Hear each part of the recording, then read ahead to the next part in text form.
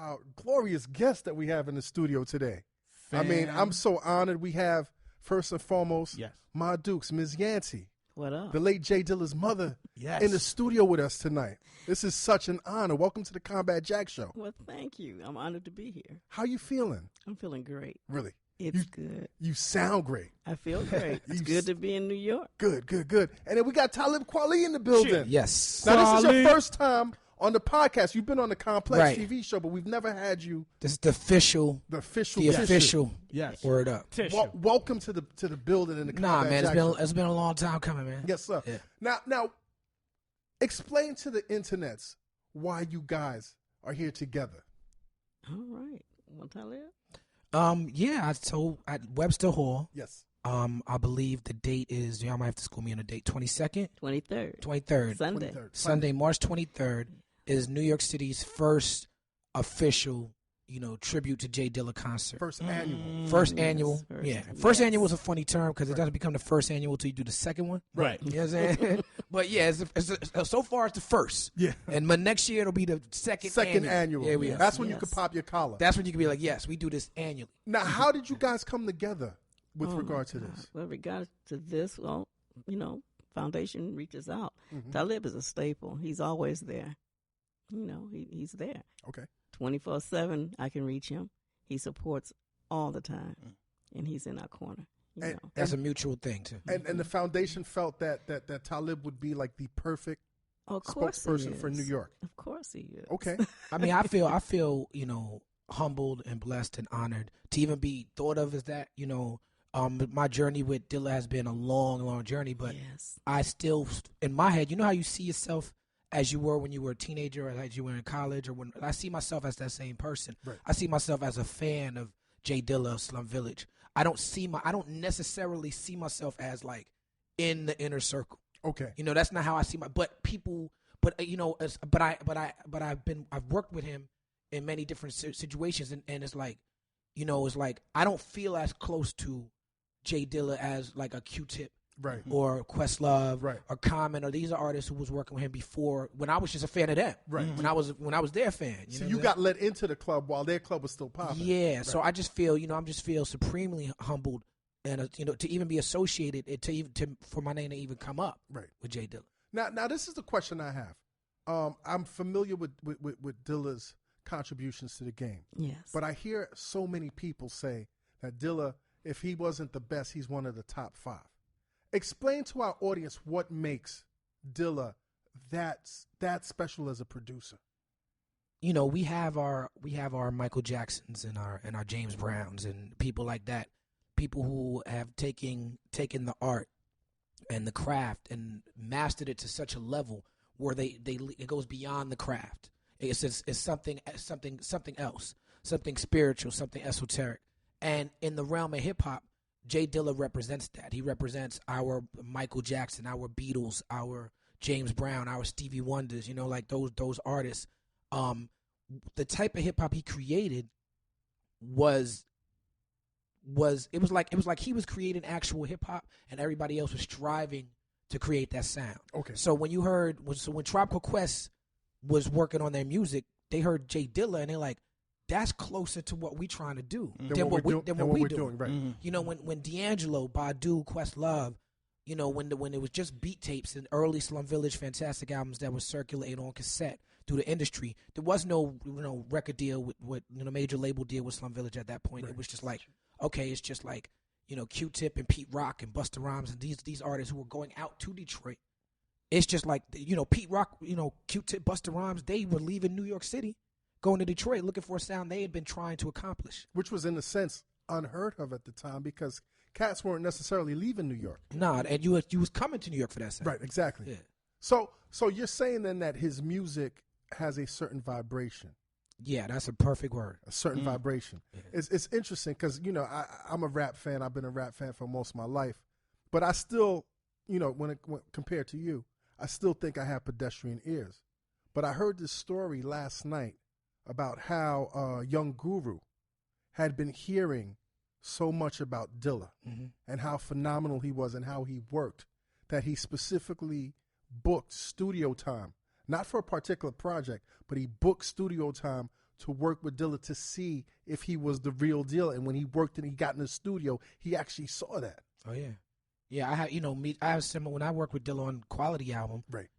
At that point it was like I remember that night that I was working, I had flown to Detroit and Frank and Dan could pick me up in a limousine and they had fur coats on. It was real Detroit. You know what I'm saying? And they got the Frank and Dank song Pause when he's like a penthouse, a thing on top of my mom's crib. They took me there. It wasn't quite a penthouse, you know what I'm saying? But I got the point, you know what I'm saying? And it was the Grammys was on. And Badu and The Roots was nominated for Grammys, maybe even Common, for records that Dilla produced. Right. And he had just gotten this apartment or this house or whatever. I think it was a townhouse. And there was nothing in there besides like a couch and a TV and records and the equipment. I think Kareem Riggins was there that night. And the Grammys was on, and records that he had produced was nominated for Grammys. He wasn't even watching. Right. He's working on these beats. And I was like, I'm watching the Grammys. He's like, nah, I'm digging. Right. You know what I'm saying? It's like the accolades meant nothing. Now, my Dukes, I've read so many stories about Dilla and how he necessarily wasn't an accolades person or a public person like that. He was not at all. Explain that. Like, how was he not? Like, most of us. Yes, And I would say, I would even attest to Talib. Part of this stuff, of course, is to get your voice out, to get your music out, but part of it is also the accolades. Accolades feel good. Well, when you work hard, you want acknowledgement. Yes.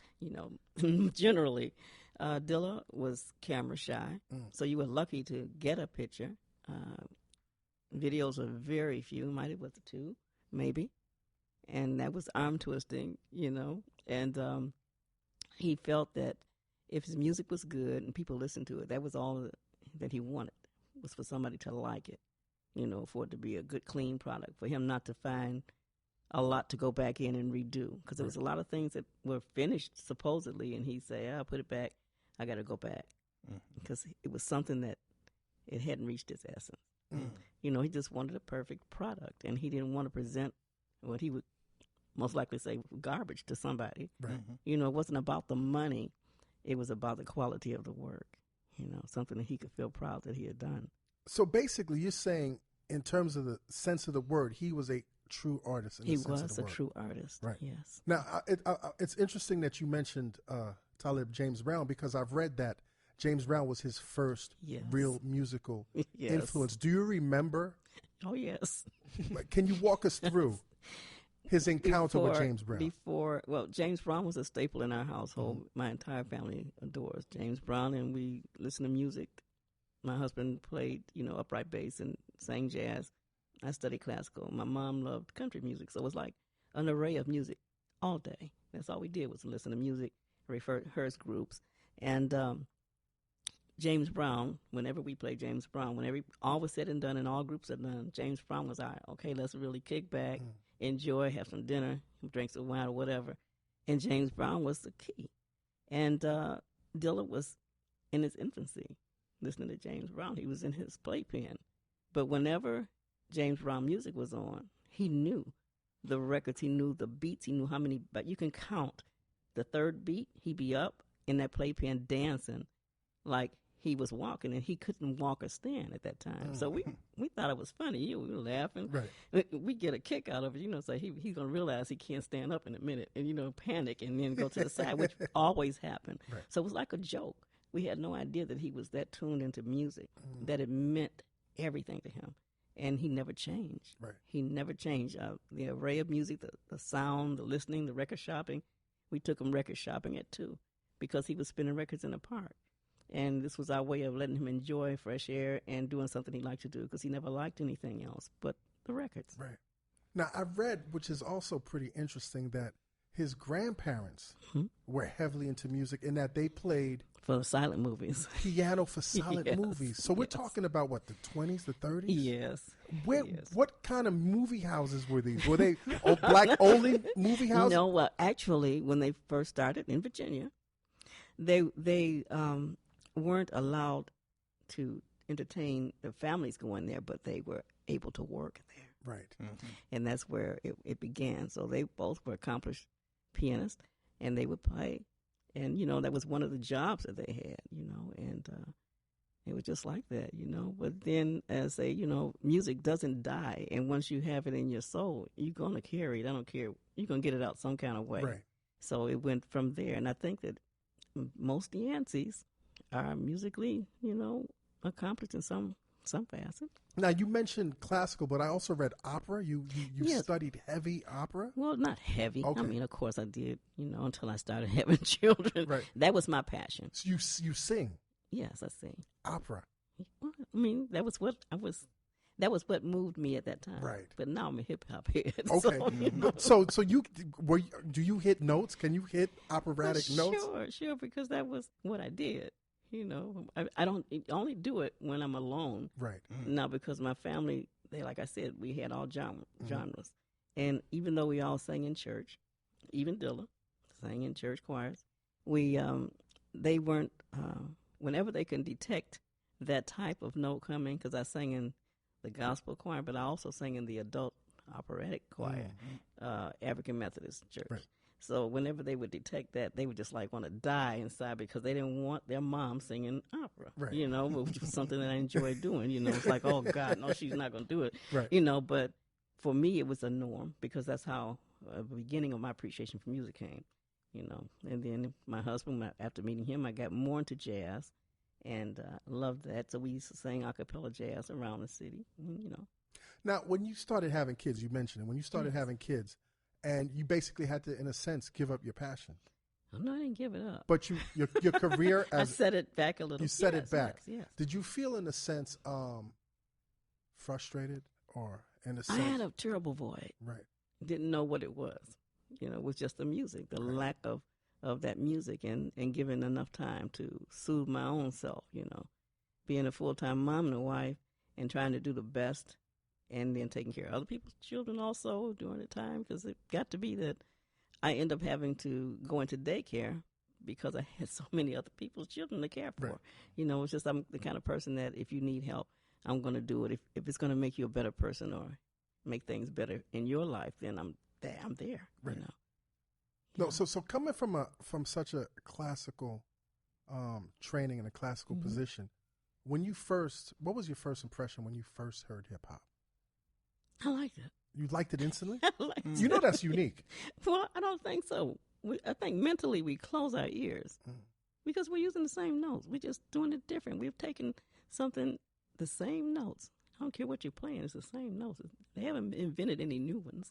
It's just what we do with it once we receive it and we take it into our soul and we give it back to the world in our concept. So you embrace it. I embrace all music. I wish you was tuned into the one. I was tuned into the one in the beginning, but all music is part of another. It's all linked. And what was Dilla's response to hip hop? I mean, I kind of already. Dilla, he just went with it. It made him feel good. If you'll think about it and notice that most of his hip hop, especially early on, had a jazz tinge to it. So it's something jazz-like that he always carried with him, whatever he was doing. Right. You could detect that. Right. Now, how many instruments did Dilla play? Oh, gee, I never counted. Nobody ever asked me that. Okay. You never counted? He played. No, nobody ever asked me how many. Okay. But he played flute. He played cello. He played drum, and he played the keyboards. And he could just about pick up anything. If you give him maybe 20 minutes, he had it. 20 minutes. Well, he could read well. Right. So did you notice, and I know most moms say this, but did you notice at an early age that this child musically is going to be something different? I can't say that early on because although my relatives told me, say, oh, he's going to be something else. And I say, oh, yeah. Okay. Like most parents, Right. But my mind is it's already set up that my husband was a musician. Right. For 25 years, but he worked every day at Ford Motor Company. So I'm like, okay, so if he doesn't get a chance to get out the gate, what will he do? Right. So I tried to steer him away from it. I really did, sending him to aeronautic school and stuff like that, that he didn't want to be in. And I read about the conflict, in terms of you for forcing 3 him. years. For 3 years. I promised every year for 3 years until he just no more, Right. But the reason being, I really meant it when I said if you go 1 year and you don't like it, But he did so well.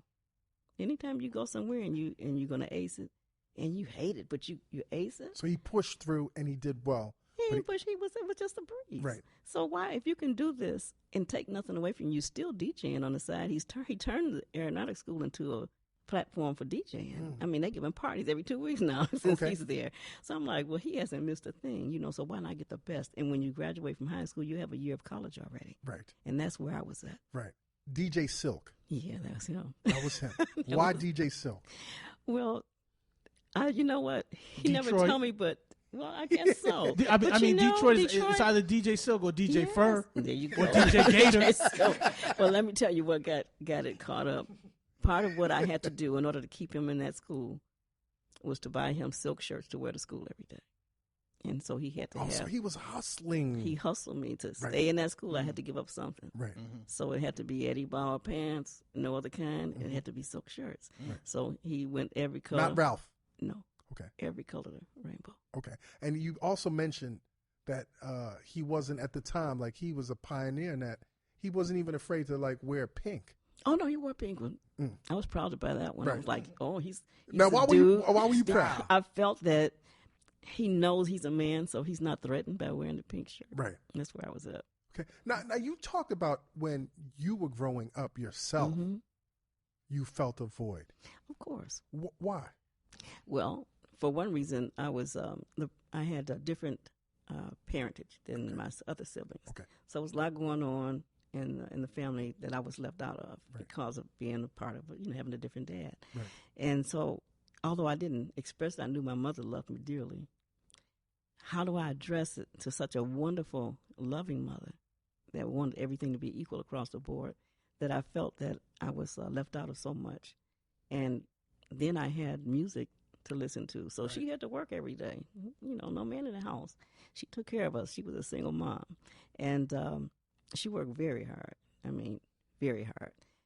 But the fact is that I had... How many of y'all were there? There were 5 of us at that time. Okay. But it ended up being 6 because she had another kid 13 years after the baby. Okay. Okay. But there were 5 of us. She worked very hard. I mean, $1 an hour job. She's working doing like man type labor. Right. She was a journeywoman. Really? Yeah, so, And so she worked that hard, barely had lunch. She was really getting it in, taking care of us.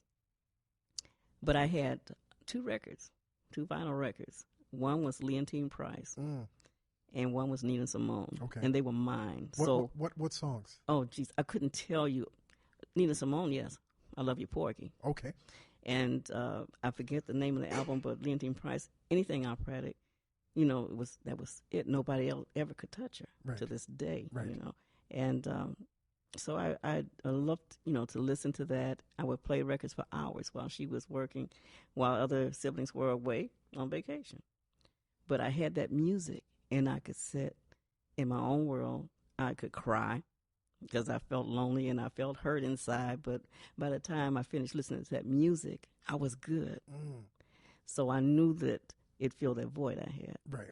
Nobody else could tell me anything that made me feel that the music did. Right. And so it definitely fills a void and soothes a savage soul. I could have been just like angry, but I wasn't. I was good. Did you feel that? Did you feel anger at the time? No, I felt emptiness. I felt loneliness, and I couldn't understand because I didn't know for a long time, even at the time it was happening, why I was left out of these things. So it was like, what have I done that I don't remember what it was that I did that keeps me out of everything? Isn't it amazing how, at a young age, kids are so in tune to their environment to the point that they take on the responsibility of things that might not even be their responsibility. And 9 out of 10 is not their responsibility. And it wasn't. Right. And I had not a clue. I didn't know until I was 16 that you have different dad, and this is why some people just can't adjust and they don't feel like you're part of the family. Right. But I'm grateful to this day. Okay. Yeah. So you talked about at a certain point, you saw your son, his music starting to bubble and circulate. Yes. And gain an audience. But you also had a sense that this music would not move beyond the boundaries. Of course not. Of your city. Mm-hmm. I felt that geez, at his age, Motown had sizzled down. Right, it was different. Okay, it was definitely nothing going on. Right. And the artists that were still there were doing sub-par clubs, you know. So you don't look for anything to revive itself in that lifetime. And sure enough, the city still fills that void of Motown leaving. Right. So this is why it's been really hard. More so in a sense, I mean, I don't want to compare it, but more so than even I would imagine the automotive industry. Definitely. Right. Most definitely. And the automotive, yeah, that was something, but we kind of saw it coming. Right. You knew when technology came in and they began to not hire people, when it was a lack of people, that something, it was in the midst, you know. People, they're encouraging you to, you know, to get involved in technology. And if you don't, when you get that first warning, then you out. Right. You know, it doesn't matter how long you've been there. Right. You know, so. But Motown was, in a sense, was the figuratively core. the soul and the heart of the city. It was. Working hard, struggle, trying to raise a family, and trying to hang in there till that day comes, you know, till the ship comes in. That type of soul, that type of staunch blackness, right, is what kept pride. People in pride. Well, hold on a second, too. You're talking about the foundation of people who came up from the South. Yes. And came into this urban center. That's right. And these are people whose parents were probably sharecroppers. Grandparents, great-grandparents were certainly chattel. Yes. But had in their DNA a work ethic that was around the clock. Profound. Because that's where we came from. Right. That was the DNA. That's it. The DNA is royalty. Dig that. So the connection I'm making is that Dilla was definitely a child of Motown. He was. And he embraced it. He felt good there. You know, I wondered for a long time, had he not been sick, in the end, he would most likely have stayed in Detroit. Really? I'm pretty sure. In terms of pride and connection. Yes, definitely. Because everyone had begun to come to him. So he didn't like to travel a lot. You know, it was hard to get him to keep an appointment or to come to a studio, you know, when he was supposed to be here for something. He just hated to leave behind that console, you know. It was like, this is important. Anything else going on in the world? I mean, he didn't even have time to come to the stairway to meet a relative who he had never met before. Right. It was like not important, right. You know, and I was like just so let down at a time, you know, but I understand now because he was here for a purpose, which he served. And I think he even may have understood that his time was not forever, that he had a job to do. You hear that about people whose lives have been short in terms of, once again, frequency and in terms of vibration, in terms of how they see things. Yes. Their focus is unlike anybody. Singular. Is unlike anybody else's. It is. Yeah, it reminded me of I just watched this documentary on a band called Death. I saw yes. it. Yes. So that yes. It's very Detroit thing. Detroit also, yes. The brother that put it together. Yeah, same situation. Right. It's musically of him knowing that his music was going to have an effect on the world, even though even his own brothers in the group couldn't see it. Right. And even though they in the group doing the music, and when in the documentary when they talking to the brothers, they break down crying every time, not out of sadness, but out like, wow, he really saw the future. Right. Sometimes you could be so observant and pay so much attention to what's going on around you, it seems like you can be clairvoyant and see the future. Right. And I think that's what happens with a lot of artists. High Tech is like that. High Tech don't like leaving Cincinnati. You know, and I now, you know, I see why. I remember arguing with Raucous, trying to get them to buy me a ticket to Detroit. They was like, why don't you, you know. So this is New York. This is the center of they the universe. didn't understand it. Right. You know, after the fact, it's easy to stand back and see the giant that Dilla was, or individuals like giant, like Dilla was. Yes. But in the day to day, how frustrating was it? It was frustrating sometimes because he would tell me, well, you're going to be angry, but I got to go to Amps tonight. And I'm like, you're not going to Amps tonight? He said, I got to go to Amps tonight. I told him I'd do studio tonight. And I told him, you got to go to school tomorrow. He said, well, but I got to go to Amps. He said. Internet. Amp Fiddler. Amp Fiddler. And he told me, he said, look, he said, you can get mad. He said, I'm going to do my music. I just have to suffer the consequences. I mean, you know, I have kids. Yes. And at a certain point, when it's a test of wills. It was. I'm not giving up. They're going to have to give up. Like you're exactly right. So how were these issues resolved? It was resolved. It resolved itself by him walking out the door and saying, "Oh hell no!" And that's what I said. Right. I said Your kid exactly. does I music. might have said a little more than that. Oh right. But he was angry. He didn't want to disrespect to say anything else, because even saying that was more than normally he would say. Of course. But I got to do my music. I just have to suffer. And I'm like, what do you mean? I said, you not. And he said, I got to do it. I got to suffer the licks or whatever it is. Whatever you're going to do, slap me in the face, whatever, which he probably thought I might have done. Right. I don't know what I would have done. I was so angry. He would say to me, I have to do this. That's you don't know. He said, you don't know who I am, do you? He would say that all the time to you, to me, and I'm sure you'd be like, "Well, you don't know who the hell." Well, you know what?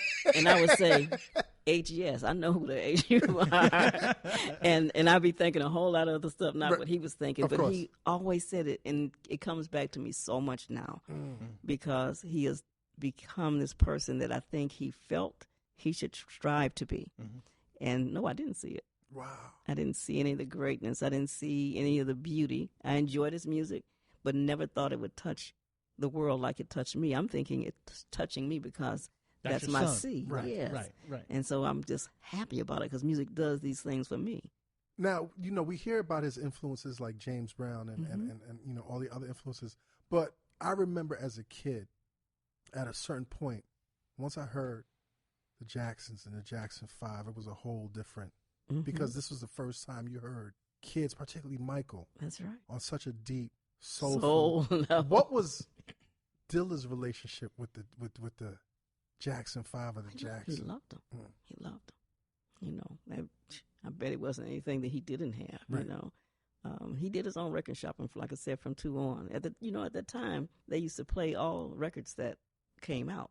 So he went religiously every Friday when his dad got paid. Hey, his record store, and they would play everything. So what he didn't have, they knew him when he walked in the door. He'd have on his cap, jacket, and sunglasses that match, and have his little Fisher Price in the hand and ready for new records. Right. So they played different things that they didn't think he had heard.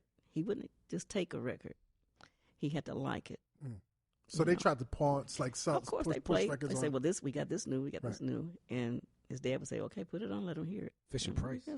Fisher Price. Now I remember that was tough nugget, right? Yeah, we used to have the Fisher Prices were gone by the time Dilla was doing it. We used to have to go to Japan and buy Fisher Price turntables. I never made beats, but I used to try to dig and collect records. And I used to have my Fisher Price turntable. Right. Yeah. Now it's interesting, Talib. I hear now that you're really like developing your career as a DJ. That's a bit of an overstatement, but yes, I do enjoy DJing. Right. Yes. But I mean, you enjoy DJing, yes. But people are taking you seriously as a DJ as well. Yeah, I'm still celebrity DJ. Right. You go to see D-Nice, you go to see Q-Tip. Right. You're not thinking celebrity DJ. You thinking I'm going to a party and DJ Q-Tip's going. I'm still being hired because of who I am. But you're still being hired though. Because of who I make that distinction because there are DJs who work for a living and really do it. Right. And I'm not proficient at. I would never say I'm not. But yes, I have a lot of musical knowledge. Yeah. And it's my selection that people enjoy. Now, didn't Jessica bring up Talib's name? She sure in the did. last episode in terms Jessica of who? Jessica Rosenbluth was our last. She brought me up in terms of a DJ. Yeah, she said that she if she said hadn't booked you, she said that she tabs you. She would book. Has she booked you? She did. She booked me, but I used to hand out party flyers for Jessica. Yeah, so I want to go back to you. I thought that was like she brought that up too. She brought that up too. Yeah, I thought that I didn't realize she booked me because she was Jessica. like if you listen to the episode, I didn't know you did one with her. No, it comes out to it's this internets. It's the internets. This is the time. No, Jessica brought me in the game. Yeah, she brought you. How was that, man? It was my best friend when I was in Brooklyn Tech High School was John Forte. Right. Then we both got sent away to boarding school at the same time. Okay. Same school? No, different schools. Okay. I went to Cheshire Academy. He went to Exeter Academy. Right. We both applied to NYU as our only schools. Fancy. Y'all were fancy. Yeah, we were pretty fancy. Yeah. Upper crust and, penguins on the shirt, whatever. Like, we both got into NYU the same time. We both was roommates at the same time. But Forte always had his eye on the music industry prize. Right. And the whole time we was doing that, we were both taking the train into New York every weekend. Like, I built my career going to open mics and clubs on the weekend. Jessica was managing Forte. She was managing Funkmaster Flex, DJ Enough, Big Cap. Was it Biz Bismarck? Markie, Mad Wayne, I want to say, Budokan. Budokan. You know what I'm saying? That Like, name in a long yeah, time. remember Budokan Yeah. used to do the reggae room downstairs? Yeah. So that was at that point the hottest DJs in the city, and then she wanted a rapper. She had Forte, John Forte. And John Forte's first single was produced by Funkmaster Flex. Okay. It was on the B-side of 6 Million Ways to Die. Right. Right? So we were so as Forte's crew, we used to hang out at the office. We got jobs. Well, don't just sit around the office. Here, go hand out flyers. Yeah. And then we started meeting. Street team and the whole Yeah, nine. me, my man Juju, my man Rubik's. And we would just be in the village. And Rubik's used to get mad because she used to always send him like Queens and the Bronx. You know what I'm saying? Like, but me and Juju used to be like in Brooklyn in the village. Handing out Village flyers. was that was the crown jewel at the time. Yeah. I just got into a discussion on Twitter. I'll be discussing things on Twitter. About how I get upset now that party promoters, when they book you for a show or an event, they send me all these emails like, do a video drop. Why don't you every hour promote that? Like, nah, man, I'm not doing any of that. Right. I already told you I'm gonna show up. You're the promoter. You do your job. And I got a bunch of pushback from a generation on the internet who don't understand really what the work of promoting an event is. They think it's a bunch of tweets and Facebook posts. Right. That's easy. That's light work. Right. And so it's like, I had to explain to the dude who wrote the article. I'm like, listen, I have no problem promoting my own thing. It's beneficial to me. But when the party promoter depends on the artist to do his job. Yeah, when he's like, okay, so to promote this party, I'm going to ask you to tweet about it. Like, nah, then I need your cut. Right. Then it's my party. Do some of these promoters get upset? Well, no, I mean, that's what I said. When I tweeted like, I'm not doing that. Right. Like, and some promoters hit me like, well, you got to work with the artist and this and that. And Nah, that's not how it works. No, you know what? It would be gravy on your mashed potatoes if I work with you. Right. It would be nice, but I don't have to. You know what I'm saying? And you still got to promote the party. Whether I could be silent until I show up and walk through the door and get on the mic. Right. I don't have to do anything but rap at your event. But it's like they become dependent on it, and I had to invoke the memories of being in the cold on the street handing out flyers. Right. And Jessica would be like, well, where did you go? Where did you hand out the flyers? I want to see receipts. Yeah. I want to see proof. Mm-hmm. Yeah. So how was she? Where would you go to hand out flyers? BMCC, all that. I mean, Jessica might hear this, and the couple of times we had to just put the flyers in the bag and go home. A couple of times. It's hard work, right? But I mean, Jessica, they called her Stressica back then. Stress Entertainment, right? Stress Entertainment, right? You know what I'm saying? Like Jessica was hardcore, man.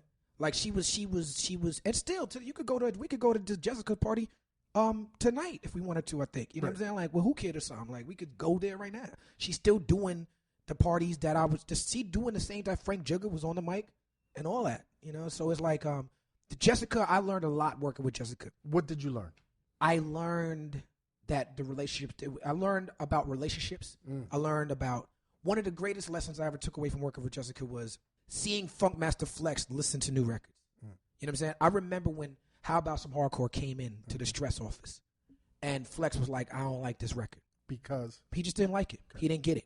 I remember listening to him 15 years later say, you know what? I slept on this record, man. And this is a good record. I remember hearing him on Hot 97 15 years later. I remember that day like, yeah, you did sleep on that record. I remember I was a big Souls of Mischief fan. I looked at what Souls of Mischief was doing on the West as a counterpart to what me and my crew was doing on the East. But we wasn't signed yet. I'm like, how these Oakland kids get signed? And we want to battle them. You know what I'm saying? Like, when the first time I met Tajay, who I was just with this weekend in South by Southwest, I was like, yo, I want to battle you. You know what I'm saying? Like, that's how we felt about Souls. So I used to go up to the Stress office and try to get them to play Souls of Mischief record. Right. But that's when it was changing. It was changing from when I first started working there, Funkmaster Flex was playing Gangstar, Nice and Smooth, Tropical Quest, De La Soul records on Hot 97. Right. By the time I stopped working, you weren't hearing that type of record. It was all Bad Boy, all records about being a pimp or being a player or going to the club or bling bling and platinum and the whole night, right? The records started detailing the club life. At the same time, the Flex was becoming a big DJ in the city and starting to run the clubs. And at the same time, Jessica was starting to, Jessica was partners with Diddy from back in the day. Yes. You know what I'm saying? So it's like the whole Bad Boy flashiness took over what was popular in hip hop, and then it was a split because I'm here working for them, listening to MOP and Souls of Mischief, going to these parties. And not understanding the dynamics in the industry as a young man. Right. Like, why won't you play the new Souls of Mischief? And you're like, that's not what's cracking in the club. Right. Now, were you resenting that change? I just realized that there were a lot of people around who were getting into the club for free. I didn't want my life to end with just I get to go to the club and know people. I still wanted to be a rapper. And I don't know if I resented it. I just felt like it wasn't me. My man Juju, Rubik's quit first. I quit next. Juju still worked there. But I was just like, I remember thinking, I got to be an artist. And I started spending more time. I got a job at Nkiru Books in Brooklyn.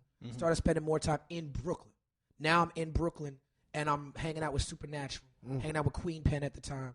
You know what I'm saying? Like Makiba Mooncycle. And now it's more about, now I'm not going to the clubs at night. Now I'm going to the studio at night. Now you're in this creative hub. Yeah. But let me ask you this now. You're seeing this schism go on in hip-hop where there's music that's really being generated to be played in a club.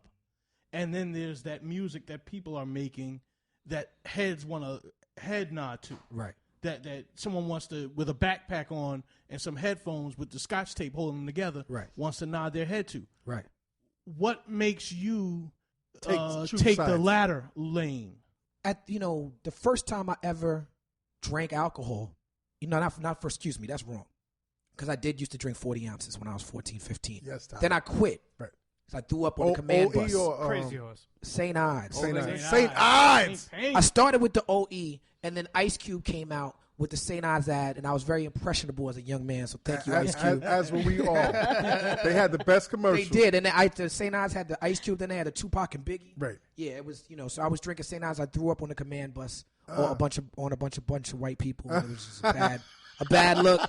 So I quit alcohol, and then I started drinking again, going to Funkmaster Flex parties at the Palladium. The first time I went to a strip club is I had a meeting with Jermaine Dupri in Atlanta. He said, meet me at the strip club.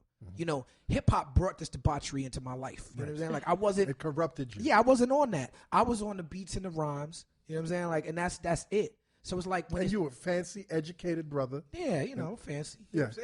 So, I used to, when hip-hop, when it all made sense... When I would hear Flex play Gangstar and Tropical Quest records, I felt like it was the right thing. So the subject matter, I couldn't get with the subject matter. When Mace came out, the Lock came out, who got headrests, all that. Yeah. I didn't know anybody who had TVs and headrests. Right. I was like, TVs and headrests, that sound like another planet. Right. You know what I'm saying? Like, so it wasn't music for you. It just wasn't for me. Now, here's the thing, though. I worked closely with Diddy back then. He would be at the office. I knew him. You know what I'm saying? To this day. That's my man. So it's like all these people I was in that world, and I made a conscious decision. I started to notice that I was just happier hanging out with Supernatural. Right.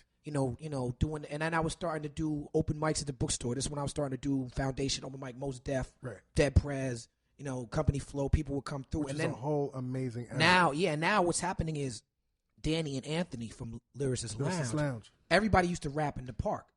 As the music became more club-oriented, Danny and Anthony had this whole Lyricist Lounge movement where they were cultivating a fan base for artists who didn't have record labels. So now you could be a rapper just known in the city, and you could be Natural Resources or somebody like that, or Most Def Kweli, and you could get a show, and you could get it on Raucous or a Fondulum or a Fat Beats and get a little 12-inch out. And so it's like we were doing that as Bad Boy was taking off, and so I never looked at Bad Boy as the anti to what I was doing. To me, it was all hip hop. To me, it all comes from the same place. There was no division. We all young black people. It all comes from the same place. But what happened was my fan base that was being cultivated through the music I was doing and through how Raucous was marketing us was the anti-Bad Boy. Right. So then it became all the interviews started to be like, well, what do you think about Puffy?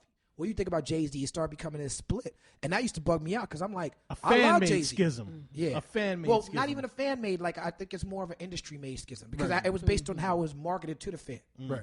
I heard a similar answer from LP where he was like, yo, I was fucking with Puff and them, but it was the fans that kind of like, in a sense, it's the fans in the industry drew a line. Because there was nobody angrier than the Def Jux kids. Right. Like, they were so anti.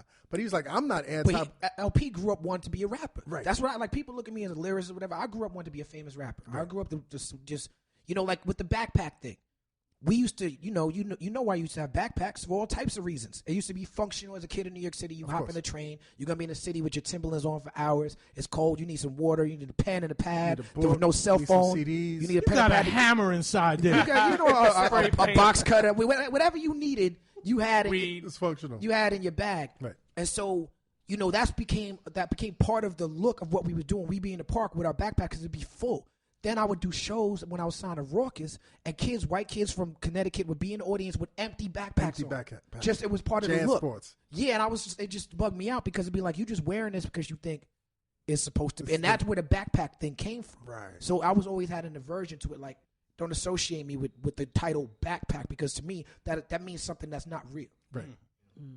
Now, you know, I've read recently that you, I don't know if this is rumor or not, but you were talking about not doing interviews anymore because you were tired of people asking you the same questions. That's one reason, right? Yeah. And what's the other reason? And I hope I'm not asking you the same question. No, listen. First, am I asking you the same questions? No, listen. Like as far as Combat Jack's show, right? Like you have to pick and choose your interviews. Like, you know, it's like I'm excited to do this interview. Thank you, man. You know what I'm saying? Like, and that's what the key is. It's like you know, I love talking. I love doing interviews. But what I'm noticing in this generation is you have people who create content, right? And they have people who distribute content. Here's a good example. Someone recorded me and my band performing. I had to promote my new album, promote my new artists on my label. So I was with it. They paid me enough for me to pay my band members. Then I ran into my man from Raucous, Jared, who started Raucous. He has his blog. He's like, oh, yeah, I posted that thing that you did. They paid me good money for that. So I'm like, oh, okay. So I don't know what good money is to him. Right. But the fact that he got paid anything, and I'm struggling to pay my band a performance. So now I'm creating content for someone who's now paying someone else to post it. It's like there's such a lack of respect for people who create the content. Right. So now so it used to be a symbiotic relationship. I go do an interview. People read the interview. They hear I got a new album out. They go and buy the album. The relationship's not symbiotic anymore. People hear the interview, they see it, they take it, they put it on their blog. Right. They want hits on their blog. In the meantime, they're not buying your album. The interviews and the content that you're creating is not leading people to purchase. So now, when I do an interview, I'm getting the short end of the stick. I'm not getting nothing out of it besides helping someone else get hits on their blog. Right. So if I'm creating this content for everybody else, I might as well just create it for myself and just put it on my page, on my website, this and that. Now, I'm in a unique position. I've been in the industry for a long time. I've had millions of dollars spent on marketing my albums, more than one album. Right. So that's helped me develop a fan base. Because I have a fan base, I have a privilege. I'm blessed to be able to move like this. As a new artist, I don't think you can afford as easily as I can to say I'm not going to do any more interviews. And I got my label, Jay-Dee Media. I got Reese, Corey Mo, my man Nico Is, all artists I'm excited about. I got to still talk about them. So I'm conflicted about how do I remove myself from that, giving away my time and energy thing to still promote my label. But, you know, I'm trying to figure out as I go, and I'm now starting to talk about it publicly. Right. Because, like, so next time somebody asks me to do an interview, if it's not Combat Jack, if it's not, you know, Saturday Night Live, if it's not like, you know, someone I got an incredible amount of respect for, then I'm a chill. Right. No, thank you, man. No, it's all good. How is it wearing the hat of a label owner, man, and dealing with artists? Because, you know, when you're an artist, you can be an artist. But once you become the administrator, the executive, management, the boss, artists are a fucking headache, man. Yes, you were right. The key is to work with artists who already have their own movement moving. And that's to become a partnership rather than a babysitter. Right. That's the key. And you know. And that's so hard, though, because a lot of us creatives, I'm putting myself in the same thing, want to be babysitter. But you got to then as a label person, you want to steer clear of that. Right. You do. Like, in the artists I work with, Corey, you know, Corey Mo Corey Mo hustles so hard. I be having to tell him you gotta make less records about hustling. You know what I'm saying? Like, you know, Corey Mo hustle is super impressive to me, and he's somebody who I learn from. You know, Reese is somebody who's been grinding for a while. She has, but Reese was signed to a major for a while, and then was kind of, you know, it was tough for her for a minute because she didn't know how to make the transition from being signed to a major to being an independent artist. Now I feel like she's made that transition, which is why we work. My man Nico Is. From a Brazilian MC from Orlando. I'm going to play y'all some of his music. Please. I think y'all, as hip-hop fans and musicologists, I think y'all really enjoy it. Okay. He's one of the best MCs I heard that no one is checking for. You know what I'm saying? So but his team is moving. We just dropped a mixtape last week. He's from Brazil, so a mixtape of all like Brazilian samples. And this kid has got which must be crazy. Bossa Nova's joints? all Afro, Stand Brazilian, and all that. You know what I'm saying? Like, so check it out. It's called Good Blood. You know what I'm saying? We dropped a video called Ballon d'Or. Y'all should check that out, man. The kid freestyles better than anybody I've heard since Supernatural. Wow. And he be freestyling double time. Right. And he knows how to make records too. He knows how to make records. Because Supernat didn't know how to make records. I did Supernat's deal. Yeah. Yo, on East West or I think it was Electra. It was Electra, and it was so much hype. And I was with Supernatural every day. Him and Gingy Brown while they was making that record. Gingy Brown. I was represented both of them. I was with them. I was in the studio with them while they was creating. What's the way that when I heard the record, when they brought the album to the office, I was like, I don't get it, fam. I didn't say it was bad. I just like I don't get it.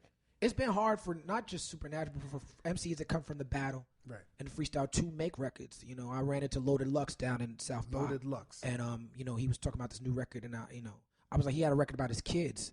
I mean, it's about his son called True Love. I was like, man, that's one of the best records I ever heard from a battle MC. When you think about the battle MCs, man, the only one who can make Eminem can make records. Eminem. Cassidy made a couple hot records. Right. You know, he comes from the battle, but not many. Not many. Not many. Gravitas. That's your new album. Got beat from Jay Dilla on that too. Jay Dilla. How's it doing? How is this? Is this your first album on your label that you're pushing? No, the first album on my label was Gutter Rainbows. Okay. Then Prisoner of Conscience came out of Javoti. This is my third solo album on my label. Right. We also put out no, that's it. We put out Refried Mac, which is the Fleetwood Mac covers. I put out Corey Mo last year. That's ill. Yeah, check that out. That's ill. I saw Reese do some of that live, and she is. It's crazy. Yeah, she is crazy. It's crazy. She is soulful. Last week we got a chance. We're gonna link her up with Stevie Nicks next week. Really? Yeah. What? But yeah. You a Fleetwood Mac fan? I am. Bring Stevie Nicks back from the grave. I am. You know what I'm saying? You've been watching she's on American Horror Story. I haven't seen it yet. Yeah, I've seen her. She plays this kind of like this witch. That's what they used to say about her back in the day. Yeah. It's still I had this weird experience a couple of years ago. I was walking by Albany Projects, and it was a rainy day, and I looked down, and it was like a CD just laying on the sidewalk, no cover, nothing. And I picked it up, and it was Rumors. Fleetwood Mac, and I still have that CD today. Wow. You know, it's crazy. Wow. But going back. But yeah, so this is the what's unique about this album. Right. This is the first album that I've ever put out in my career for sale that I have until I did the partnership with Fat Beats for distribution physical, but I have no other partners. Shout out to my man Ryan Leslie. Ryan Leslie, as you know, last year took a big hit. Somebody stole his laptop. Yes. You know what I'm saying? And then he get $1 million. Stole years and years and years of his work. But then he offered $1 million, and then I think the person who stole it brought it back, wanted $1 million. He was like, I'm not gonna give it to you. They want a lawsuit, right. So he had to pay. Right. So Ryan Leslie, being a smart guy that he is, started thinking about ways he could make money quickly and developed a website where he could sell his music direct, where he doesn't have to pay anybody any cut. No middleman. No middleman, but he's getting the emails as well. Right. So now he can market directly to his fans instead of canvassing the entire, spending marketing dollars to try to get random fans. He can hit the fans direct on the email, and fans who have already spent money with you, that they're going to definitely open your email. And he gave it to me. You know, he said he felt like I was the type of artist that could benefit from it. Started QualityClub.com. Right. Does it help you locate where these fans are also? Yes, in order to sign geographically. Up, yeah, when you buy it, you give me information. Okay. I got your phone number. So you can geoplace them, then you can go to the theater and all of that and connect. All of that. You know, Ryan Leslie, he was at my house. That kid is so smart. I mean, he came over the house. Math Hoffa was over there at the time. It was right after he had got into the battle and the fight was serious. It was like a week later. I was like, son, what you doing? You know what I'm saying? But I remember saying, this is perfect for you, for like battle rappers who don't have a deal. Right. You know what I'm saying? Like to connect with your fans. You got fans. Right. You know, so I mean, it's a beautiful thing, man. And you know, God bless Ryan Leslie for it. It's not been as successful as I want it to be in terms of the numbers. But it's been very successful in terms of the emails. So now I got the emails. Most of my fans don't even know this album's out. And it's a shame because it's a great album. Right. At some point, I feel like a few months from now, I'm going to put it on iTunes. At that point, more people are going to know it's out. Right. But right now, I did a deal with Fat Beats Distribution where they do the physical. So now you can go and buy it in stores that do business with Fat Beats. But shout out to Fat Beats and shout out to Amazon and Best Buy and all the other places you can buy it at. But if you buy it from me, that money go directly in my pocket. Right. And so, and I get your email, and you can email me, and I haven't answered every emails, but I answer as many as I can. Right. Now, I was going to ask you. So it was a conscious decision not to put the album on iTunes. Yes, or Spotify or any. Because you didn't want that a percentage of what they were getting paid. Well, not so much that, because I work with iTunes. I like iTunes as a company. Right. I think iTunes provides a great service for artists, without a doubt, and they got some great people working there. More than 90% of people who buy music buy from iTunes, so you can't really front on them in the marketplace. Right. But I have 12 albums on iTunes that you could buy. Right. One of them got to be just for me. You know, so this one is just for me and my fans. It's a niche thing. And the same way that when you buy one of my albums from iTunes, you know, they get your email and they be like, oh, you like Kweli? You might like Childish Gambino. You might like Murs. Right. You know, I like those artists too, but I want the email say, you might like Kweli's other album. Right. You know what I'm saying? Like, let's go into this man's discography. Yeah. So it's like, so I want to be my own iTunes at some point. I want to work with them and have my own. And this was a way for me to do that and have a more deeper connection with the fans. Right. You know, and it's the true fans, the ones who get it now. I have casual fans who might check for it for a year from now. Maybe they could get it on. Right. Now I was looking at your video. What's the name? The one where you go from like behind the stage and then you come. That's a great. What's the name of that song? Rare Portraits. Rare Portraits. The concept. Who came up with that concept? That was me. I was on tour with Macklemore, and Macklemore had a film crew that was doing incredible work. With it, and they had a camera that was just incredible. And I'm watching them do all this stuff for the Macklemore Ryan Lewis documentary, and I'm thinking, how can I get a visual with that camera and take the least amount of their time possible? And every night, that was the walk I did every night. You know, I was in the Staples Center that night. I was like, okay, look, I want y'all to just film me walking from my dressing room to on stage, and then I'm gonna send y'all some old footage to tie into what I'm talking about. We just did it. We did it about 4 or 5 times just to get it right. Talk about being on tour with Macklemore. Well, actually, I want to say before you jump there, looking at that video, what I get from it is it's the closest I've seen of you really exposing who you are. That's exactly right. Yeah. Yeah. I mean, that record, I have records that it's a good record. Oh, thank you, man. Shout out to Oh No on the track. You know who gave you props? And this motherfucker gives nobody props. Byron Crawford. He doesn't give anybody props. He said this. He said, quote. I mean, I don't remember. I want to paraphrase. He's like, this is like a Talib Kweli record that's worth looking at, listening to. Right. So well, he gave you a back, you know. But yeah, that's a record that's for people like Byron. Right. You know what I'm saying? Like, you know, that record. You know, sonically, that's a very easy record for me to make. When I first heard that beat, that sound like, you know, something that I could really vibe with. You know, I know my fan base well enough to know that I would sound good on that and they would like that and this and that. There's a whole generation of people who are fans of mine who don't know the history. They don't know the Ruckus days. They don't know Black Star. They don't know all that. They don't know the journey. And I just, for gravitas, I wanted to do a song. There's no hook. The song, I think, might be 64 bars or something like that. Right. It's just me telling everybody why I'm relevant, you know. And it's like, I just felt like it was time for that record. You know, I'm writing a memoir, you know what I'm saying? So I had a lot of those thoughts on my mind. And, you know, it was just time for that record, man. A lot of people don't understand. There's a lot of energy. It looks fresh. And it reminded me of your journey. And I think anybody that's listening right now, definitely, you know, look up that record. Check out that video. It's a great video, man. Rare Portraits. Rare Portraits. Yeah. DP. Oh, right. Touring with Macklemore. I mean, Macklemore might be the hottest rapper. The hottest rapper of last year. Yeah. You know, it's funny about you saying the complex thing with the not asking the same questions. Yeah. That's how that started.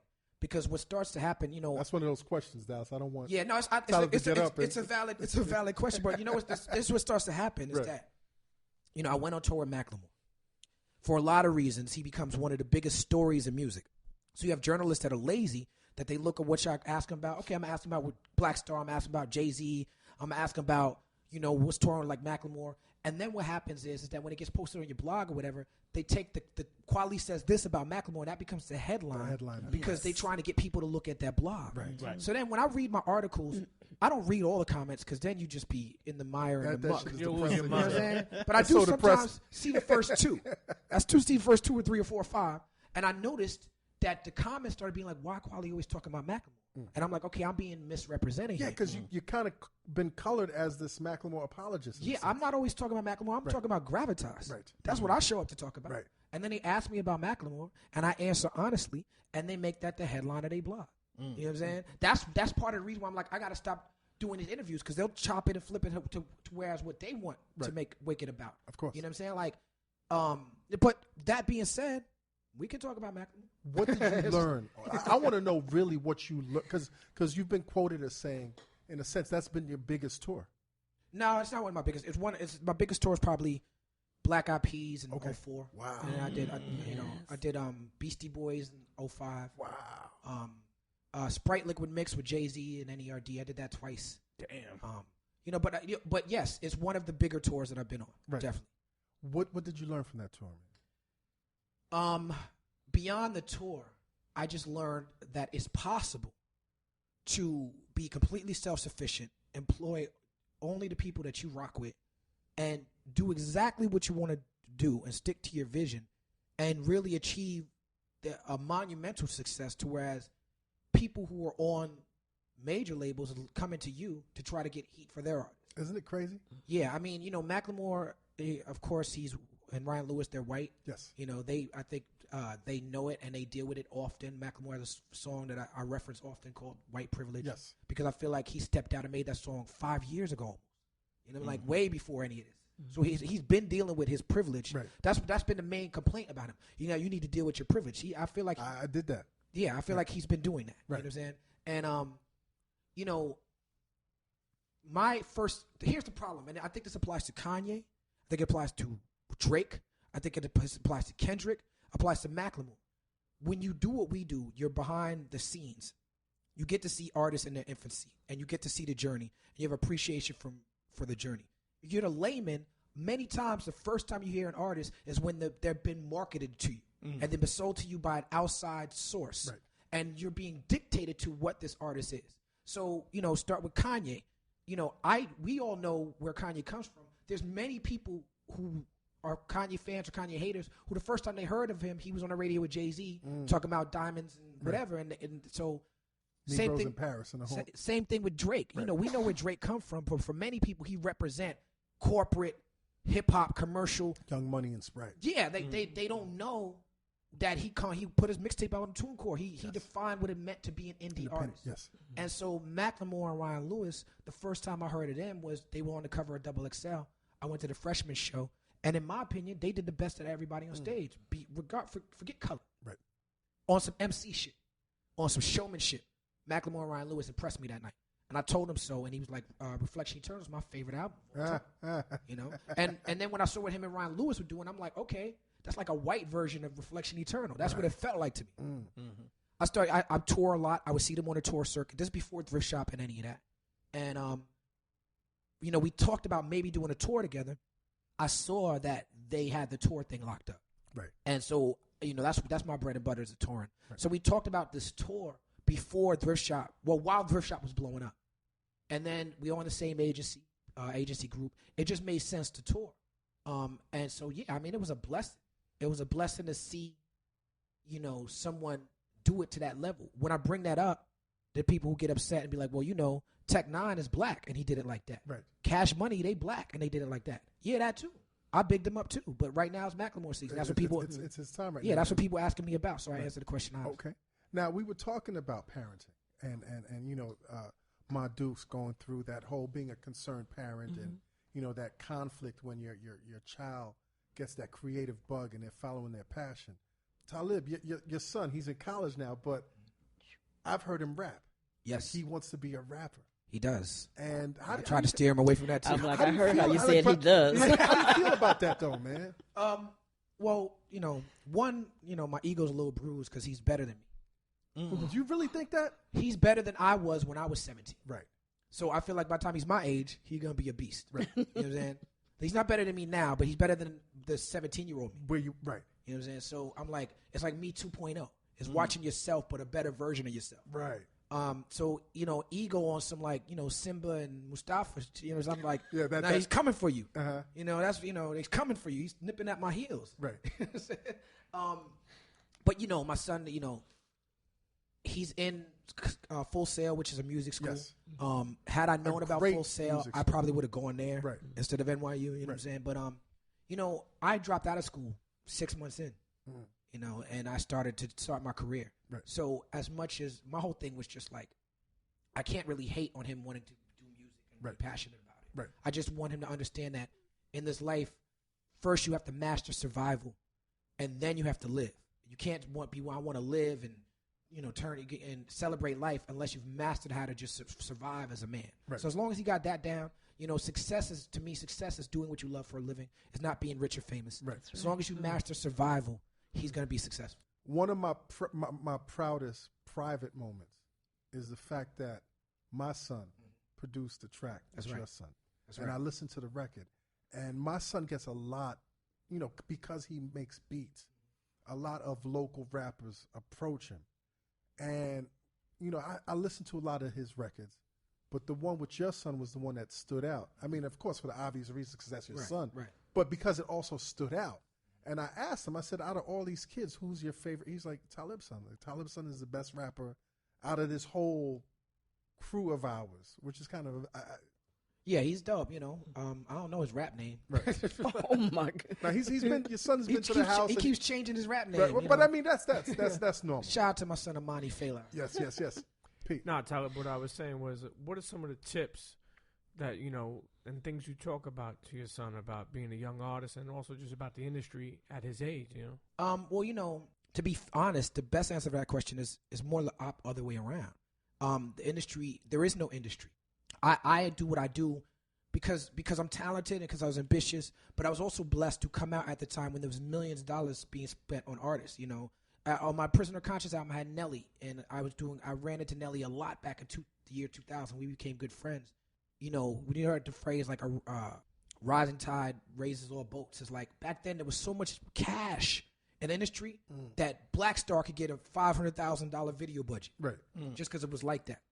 Now I wouldn't know how to navigate as a new artist. So it's my son that told me about Dime a Dozen, about Joey Badass, about how when I was checking for Kendrick, it was my son who was like, you need to check for Absol as well. You know what I'm saying? It's my son. My son has had a SoundCloud page for the last few years. I wasn't hip to SoundCloud till a couple years ago. It's my son who's been sort of the driving force in terms of he's been giving me new ideas for how to navigate in the industry. I think I can give him experience on life. But the industry as it is now is a new animal, and it changes, almost daily. It's damn new animal. When you look at what Beyonce just did, when you look at dropping the record with no, it changes daily, and he's more on it than I am. I have the benefit of having people who are checking for me, so I get a little bit of cushion to navigate. So my dudes, Yes. I heard all these stories about Dilla's last days. Yes. And I heard that in terms of just the bond that, of course, you're his mom and you have a bond, but the how that bond evolved. Can you walk us through like the first time you heard about his illness and that progression towards him still creating even in the hospital room? Well, that was deliberate. Right. I knew my son and I knew his character. I knew that everything in him that meant anything, it had to be music related. And I knew that for somebody that slept maybe every 3 days. What do you mean he slept? Maybe every 3 days. He didn't sleep every night? He didn't sleep every night, no. And I would... Traditionally, like you... He didn't sleep every day. He didn't have time to sleep. It was like he was on his grind. He had deadlines. Other people had deadlines. He never wanted anybody to not meet their deadline for their project. So it was like he just didn't sleep. So if it meant that I had to drive to his house and bring meals and hope that, whatever, I had a key to his home and, try to coax him to eat or make it convenient or do deli trays because he wouldn't leave the studio, then I did that, because I always, would and try to encourage him to come to my house to visit because when he got there, I knew he'd fall asleep, but he didn't sleep because for him, he didn't have time to waste. He was on a mission, and I really understand that now. He really was on a mission. Right. And just like he wanted quality in his work, he wanted people that he produced for to feel that they had got the best out of him. He didn't ever want to come subpar. So that meant more to him than taking a nap. He felt like he can get a nap anytime, So when was the first time you heard about his illness? The first time I heard about his illness, we really didn't know until the last year of that 4-year illness that it was lupus. We went 3 years to Carmano's Cancer Center every 2 weeks, in the hospital every couple of months, and the stays began to be longer, kidney failure all types of things for 3 years, thinking it was a blood disease, right? And it was lupus, right? That caused everything. That so it was a misdiagnosis. It was in a sense. Well, they had no idea. They didn't check men for lupus because it was supposed to be a woman's disease, so they say. Really? And it was supposed to be mostly for people of color that would even have this disease. And just like you have a CBC, you don't check because it's like nothing you're looking for, you know. And it didn't occur to them. It didn't occur that it could be at his age, especially with no symptoms of any illness prior, that it would be lupus. Right. No family history of it, And then that's another thing. If you don't know what went on in the family farther back enough, then, because, Dilla had a great-grandfather that was ill, but I don't know what the illness was. Right. He was European. Of course. Could have been anything. Right. So you have to think about those things. So it's very important to find out what's going on in your family bloodline, who's been sick, has there ever been any illness. It doesn't matter if you associate with the people, but if they're related in any kind of way, it really could affect you and your offspring. Right. So this is something that I had no knowledge of. And you yourself, yes, sure. went through the same. Yes, I'm definitely in remission state. Congratulations! I have. Thank you. I do chemo infusions twice a year, so I'm good. But I just wish that Dilla had the opportunity. Right. Yes. Right. Now, Dilla gets ill, mm-hmm. and you definitely see the effect on his health. Yes.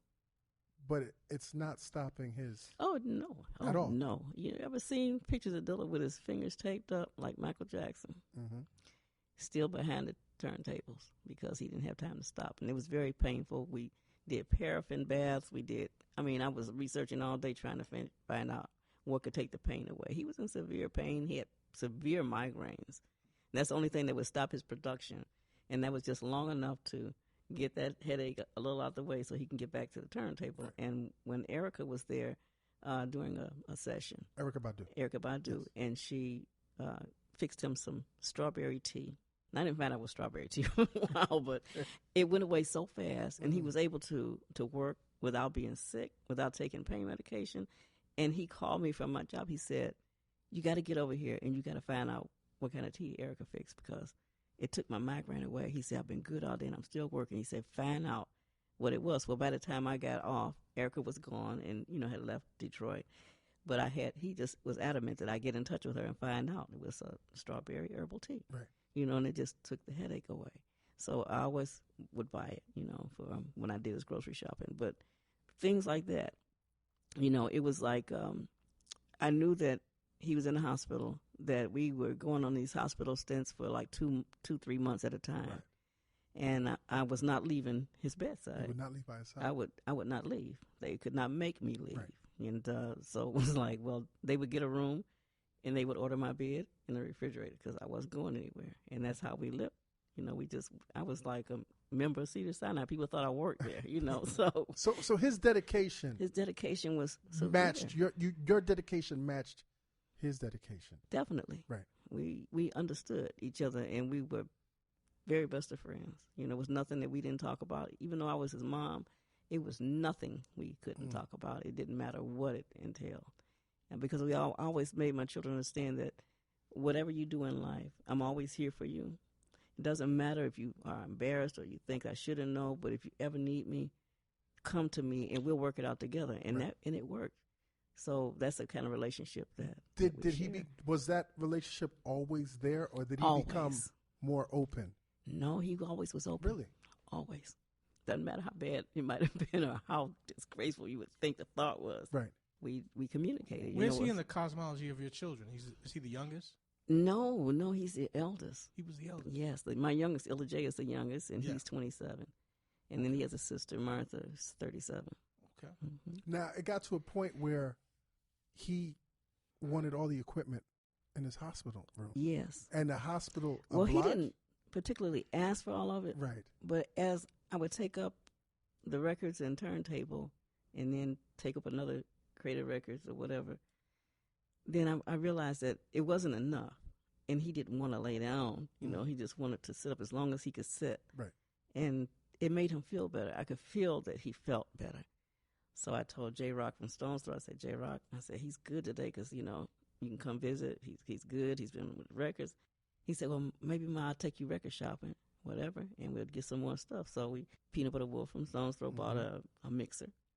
It was portable, new mixer.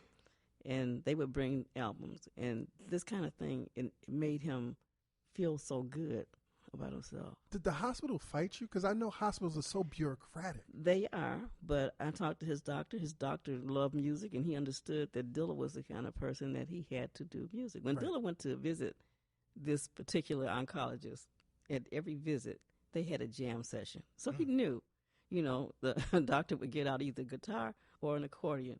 Dilla, he would bring out the turntable that he had in the back and a keyboard, and they do their thing. Now, that was what therapy I guess they had together. He'd get his work done, but he understood Dilla and what it meant to him. So you were that fortunate to have somebody that's really in that position. Sure. Because not many of us who go through these situations have somebody that really connects with their patients like that. I know, they don't, because he had a doctor in Detroit that did not understand, and Dilla was so frustrated that he would curse the man so bad I would be about this inch tall when I leave out. I'd be so embarrassed. Right. But he just told him exactly how he felt. Right. And then what do you say with somebody that that they're not guaranteed to be living tomorrow? Because many of the times that we would go for a checkup, it would be like, we need to put you in a hospital because we don't know if you're going to make it outside of the hospital another 24 hours. Right. And that's the kind of thing Dilla did. But if he had a deadline, he was going home. Right. And finish at work. Right. Now, this is a unique question to ask a mom because you have so many memories. But what strikes you as your proudest moment? My proudest moment of Dilla's life and his work. Jeez, my proudest moment was when I saw that he was elated when they played Red on. What was that? New York Undercover. New York Undercover. That was a high and a holler that I had never heard out of him before. So I knew that he was totally happy. He was just elated, because he felt that he had arrived at that point to where he wanted to be acknowledged, and he didn't care.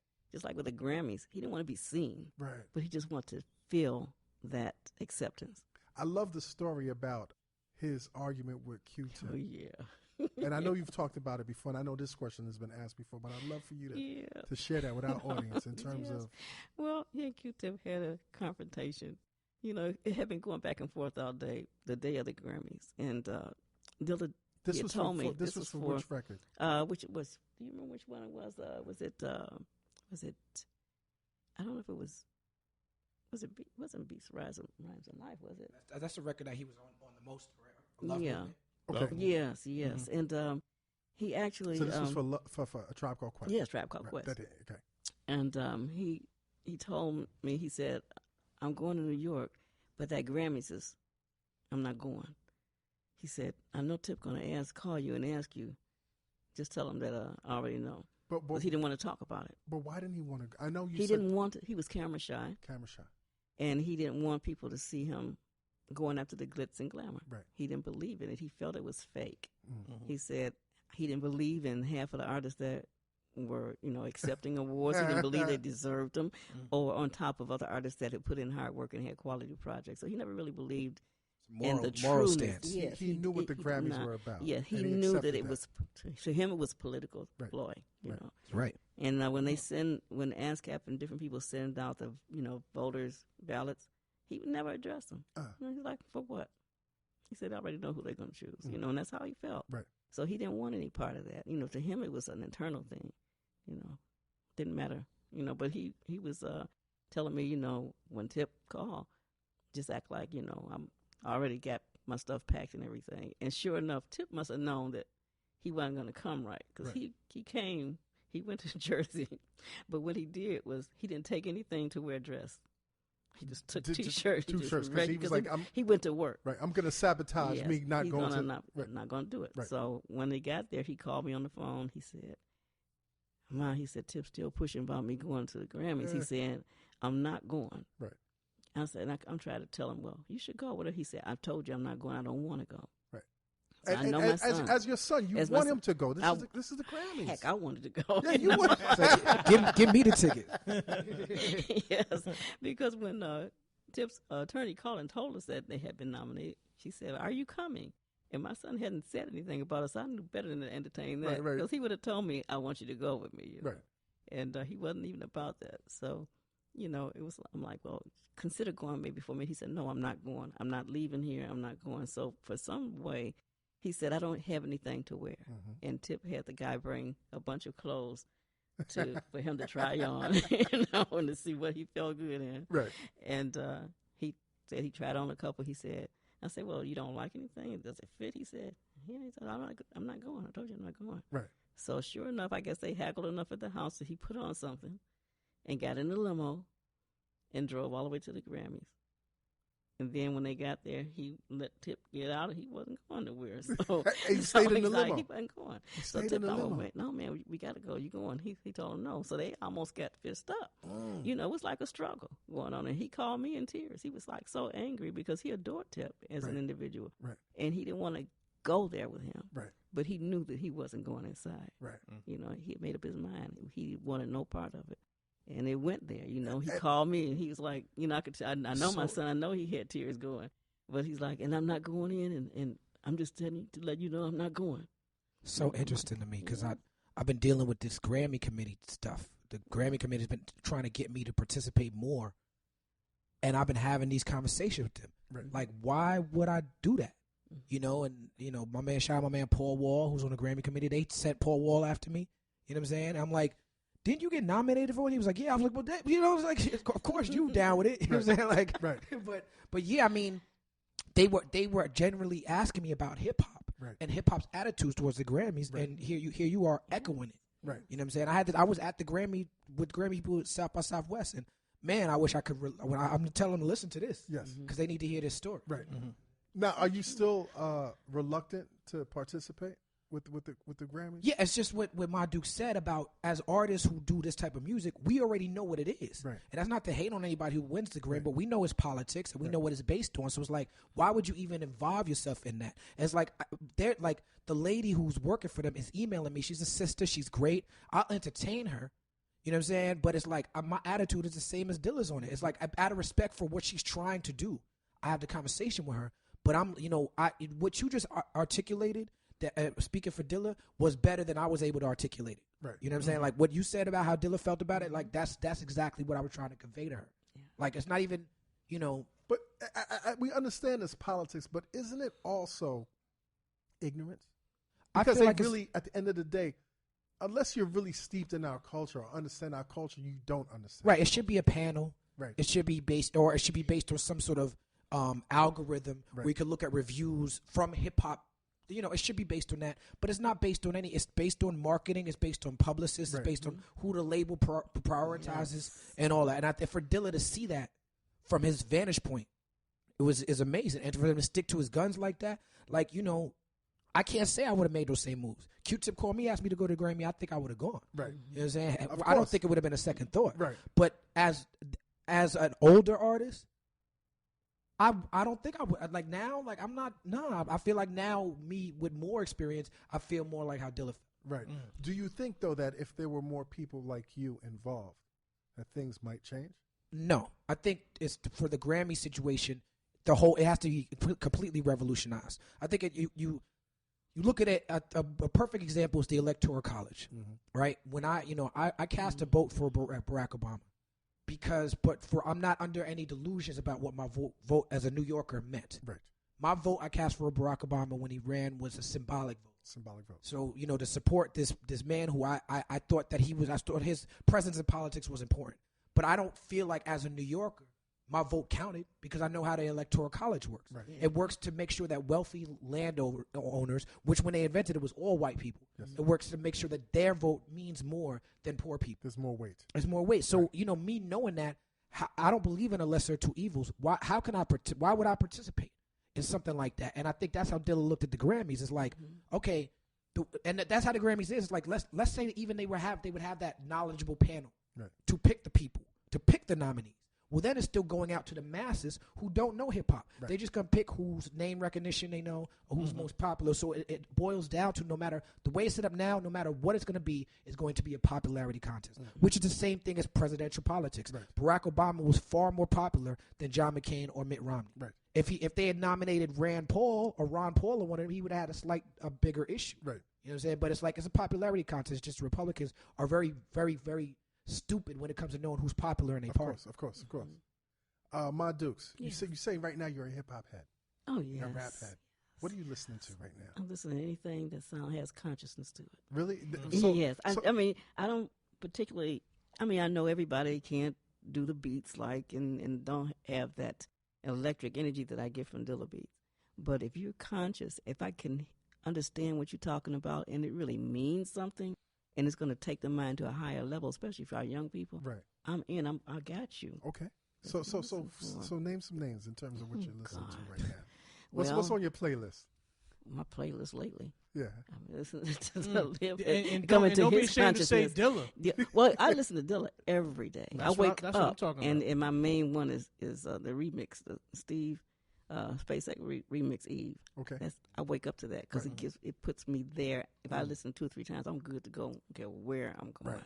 I'm good all day. Okay. But I listen to not much radio, but what I listen to is like radio stations like We Act Radio in DC that play only good hip hop. Good hip hop. And they even play old school hip hop. Okay. That needs to be revisited. Right. Mm-hmm. The consciousness, knowing where you're coming from, knowing where you've been, giving a positive message, and not all this ignorance. I just cannot stand the 3 bad seem words that comes every 2 seconds in a rapper's vocabulary. Right. Can you not think beyond that? Or do you not have any type of education? Or do you not respect yourself enough to do better? That's kind of where I'm at, because the first time I hear something, it's off.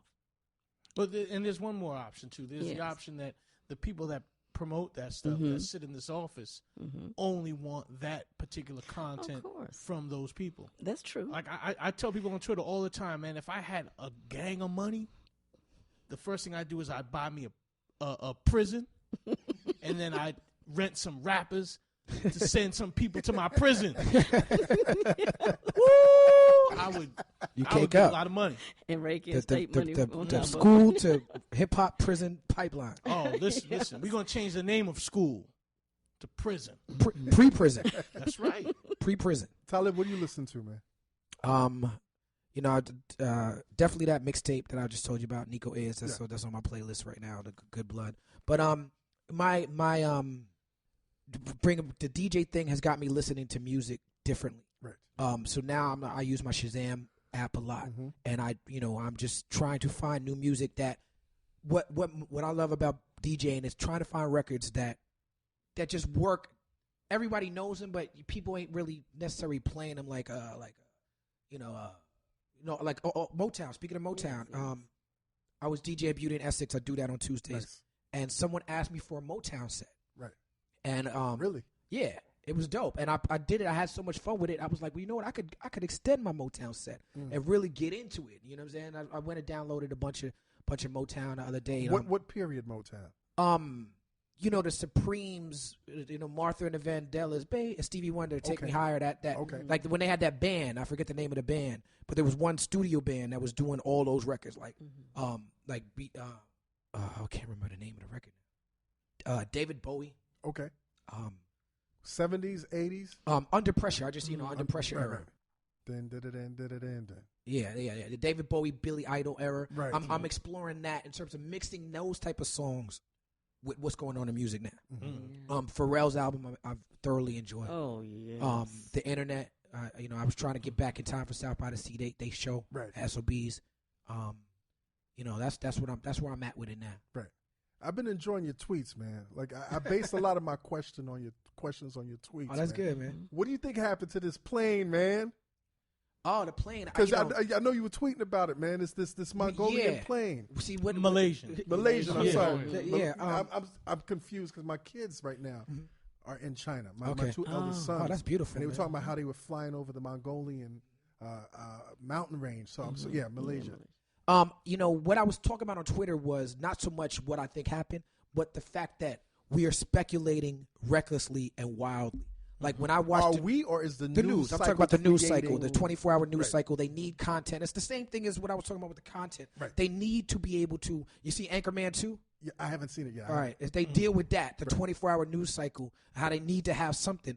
And so I turn on the news, and what I've seen on the news so far, what they know has happened is zero. But they keep talking about it like they know. So I'm hearing about these stolen passports as if that's not as if that's some sort of rare occurrence. Right. People in that part of the world board planes with stolen passports all the time. Right. Why would you automatically connect that to what happened and talk about terrorism? It seems likely that it was terrorism. But you have to say that before you. It seems likely. I'm hearing people talk with authority about what has happened. When I started talking about it on Twitter, people sent me links to forums run by pilots and stuff like that. So being that I talked about it on Twitter, I got a little bit more insight once people started schooling me and educating me on the subject. And, but yeah, it does seem like some foul play went on. But yeah, my initial question was, it just doesn't seem like in history this seems unprecedented. Apparently it's not. There was a flight, Air France, that for 2 years, nothing was found. Right. But it still seems like a rare enough occurrence. Is that the one that left Brazil? I'm not sure. Okay. Yeah, it was a couple years ago. A flight that left Brazil disappeared over the Atlantic. But I think to myself, wait a minute, hold on for a second. We live in an era. Forget about the 24/7 news cycle. We live in an era of 24/7, 365 surveillance. That's the scene. How does something disappear? How does something disappear over a route? Like, that's as I got to busy be as honest that? with you. Like the only place we look at is White in the folk water? never lose their money. Yeah, the only place we look at They is in know the where water. their first dime was and their last dime. It's the surveillance thing is like, okay, yes, the issues, the things people said to me was, well, the ocean, the currents, all that's right, but you're right. Before it hits the water, we don't have no clues. Well, Nothing? I was hearing something on CNN today that was saying that the technology that they had, it's easier to find a lost plane if it hits the water. So they're confused because the indicators are saying that it didn't hit the water, which is crazy to me. I feel like if it hit the water, something would have washed up by now. Right. Something. I mean, but I'm no expert. Right. I would defer to the experts. Right. And we not the news, so we can speculate. Of course. But the news, that's what I was really tweeting about. Is like how you on the news Talking. telling me your opinion. Right. You know what I'm saying? Like, I don't want your opinion. Tell me the facts. And I mean, why they gotta hide this plane when they already killed Ron Brown several years ago? You know what I mean? Once they killed Ron Brown, he was the kingmaker. Yeah, man. Shoot. People forget about Ron Brown. I know, right? Another one of your tweets, man, is you said this was directed at Nas, and you said I can disagree with you without. That was a tweet Nas said. Okay. And I retweeted it. Well, I didn't realize. Funny you brought that up. I thought Nas was just talking. Right. The tweet before that tweet was feminism is the woman's mafia. Yes. And so he got in trouble. Right. I didn't know the backstory. Okay. He got in trouble for that tweet. And you and them feminists. The next tweet was, I don't have to agree with you, respect you. Without knowing why he might have tweeted that, right. I retweeted it thinking, oh, yeah, that's a great point. Right. Okay. So you because I thought you were. No, I had no clue until I read, something online a couple days later about what Nas said. But yeah, while I may not agree with the first tweet, I definitely agree with the second. Yes, definitely. And I think the second one, what I agree about it, speaks to the first tweet. What he said. Mm-hmm. Now this is another question, and it's a little bit more personal. And I think what happened with you and Jean Grey? Jean's been on the show, and I invited you to the show, and he was like, I don't think she's fucking with me. Yeah, I mean, well, see, Jean Grey is somebody who, beyond being my favorite MC, has been my friend for a number of years. And, since I was 14 years old, I've known Jean since before she had the name Jean Grey. And we've known each other way before this music business. And she was the first artist that Corey Smith and I brought into the Blacksmith situation. We put out a record with her and Knife Wonder. But beyond the Blacksmith situation, I've been a champion for Jean Grey's cause. She's literally my favorite. Right. And you guys make such a great Bonnie and Clyde. We do, and we sound good together and all that. But we've been friends for so long that we've had these periods of time when we not fucking with each other. Okay. You know what I'm saying? Like true friends. Yeah, like real friends. Right. And at a situation, I had a show. There was a Black Star show, supposedly at Brooklyn Bowl. That there was some confusion about who booked it and the money and all that. So the show didn't go down. Right. I had already booked my flight to come to New York. You know, I was already gonna be in New York. I knew the fans would be disappointed, so I was like, I'm gonna turn it into like a Kweli and Friends show. Okay. Gene has been sort of moving away from the performing as a rapper, doing a comedy thing, you know, rocking with y'all. Podcast and the whole And so I asked you, but she was also at the time promoting the record, the Gotham Down and the TV show. So I'd asked her to come and perform at this Kweli and Friends thing, offered her a little bit of money. You know what I'm saying? Like, not a lot of money, but, you know. Something. Some. I didn't offer, you know, nobody else no money, you know, but, you know, Gene is fam like that. Of course. She came, because I was flying in, I landed late. I landed like 2 hours after I was supposed to land. Gene was there ahead of me. The plan was for Gene to come and do a couple songs on my set. Right. Somehow there was some confusion. She ended up performing ahead of me. Right. I think someone at the venue said, "Can you go on?" She went on. She was upset about that. She was upset about thinking that she was coming to do 2 songs, and now she's ended up into, in a sense, doing this show. And she held me responsible for it because it was billed as Kweli and Friends. Right. I disagree with her about it. Right. I feel like it wasn't my fault. I had nothing to do with that. I did the best I could. I'm really looking out. You know, I'm really trying to look out. We had a very vicious argument about it. Okay. Where she said, where the end of the argument was like, I don't want to have anything to do with anything Jay-Dee Media, which I respect. Right. And so I'm representing Jay-Dee Media. So when you said come through the show, I'm like, no, Gene says she don't want nothing to do with Jay-Dee Media. So I'm respecting her wishes. But, you know, like, you know, me and Gene, this is not the first argument we've had. Okay. It's not going to be the last. But it doesn't change the fact that as far as an artist and as far as an MC, it don't get better than Gene Gray. Right. And when we talk about that pure art, you know, and it's like that, you know, that's what Gene is. And, you know, sometimes with people like that, they're so passionate about their craft and they you know, it just, that whatever I'm mad at Gene about is also what drives her to be a great MC. Right. So you gotta deal with it. Yeah. Thanks for explaining that. I really appreciate that. How's the foundation doing? The foundation is doing fine. We are moving upward to move forward again.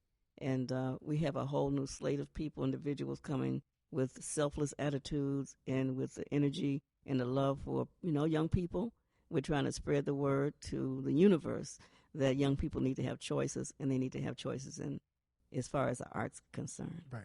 And Dilla lives. Dilla lives. Dilla lives. Yes, Dilla indeed. lives. Selfless attitude. Selfless attitude. Yes. That's something that needs to be injected so much in this new generation. Yes, that it's we not live in. about us. It's bigger than us. You know? I just got to say, it's just amazing watching you do Dilla's work. Like, did you I ever agree. even I imagine? owe Dilla big time. Right. You know, I mean, how can you say you owe? I owe Dilla. You're his mom. Yes, but you know, he gave me so much. He was my very best friend. You know, it was nothing that I could think of or desire to do in life that he didn't go 100 to make it happen. You know, I always took care of kids, wanted daycare. He didn't only get me one daycare center, but I had 2 daycare centers going and daycare at my home at one time. It's all in Detroit you know, kids? full staff Detroit kids. Bad kids? Some. But you know, you learn to love them all. Right, okay. And All of them? All of them. All of them. Even the one, the pissy little one? Even those. You know, I have no problem changing diapers. And you know, it's a certain way that you can talk to that child and they'll come around. Right. And I got pretty good at that because I went to college for that. That was the one thing that really worked, you know. So. How do you feel about we saying that? And I don't want to divert. But how do you feel about how, you know, today's society is treating our kids? Well, the thing is that we had a breakdown for 2 generations of absent parenting. Not just because of the family structure breaking up, but because of drug play, you know, getting caught up and not being able to raise our children. So we kind of like left them in the wind, and a lot of them fell through the cracks. But the thing is that when you make a mistake, you fix it. And we have just begun to try to fix things. But they're still there. And a lot of those children were having children very young, and they had no guidance. So the mentorship is like just out of the roof of what we need, but they have to be given choices, you know, and you have to give them healthy choices that everybody can make a good life, be proud of what they do, raise their family, and feel like they're kings and queens, because they are. We just haven't opened the door for them. So we have to give them an attitude and a mindset that they can accomplish whatever they dream.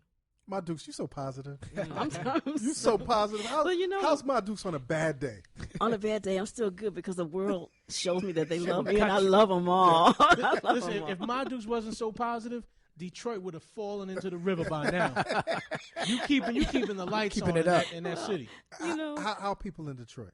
people in Detroit are good to me. You know, like, But I'm saying how overall the overall, spirits. I think the spirits is lifting on many levels. Right. There, it's a long way to go, but we're gonna do it. Right. You know, and I'm still there, and I'm still there trying to help. We're holding up Corner Gardens. Combat. I made a trip to Detroit in 2003 to see 50 Cent and Eminem at the Ford Field, and I got to see that city. Yes. And Detroit still has a place in my heart because I say anybody that comes from Detroit is so real.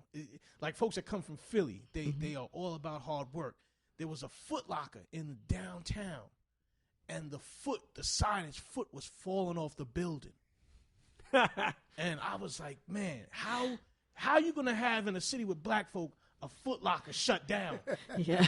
like this is how hardcore it was. But it was just an incredible city of you know, you saw Renaissance Plaza, Yes. and then you saw these skyscrapers with the windows out and stuff like that. And I said to myself, what an incredible juxtaposition of this country. That's right. You know, so you gotta be serious to come from Detroit. Blight has no respect to person. You know, it can I just like happen that. anywhere. I like that. And we just have to roll with it. We have to want to make the best of Yes. it. And there are those that want to make the best of Yes. it. I really Yes. want to thank you Thank you. for coming by to the Combat Jack Show. This is really an honor. Hey, I'm honored. I'm grateful, very grateful. And anything that helps to inspire someone and to get that word out there, we got to keep it going like non-stop rocking. I want you to do me a favor. Yes.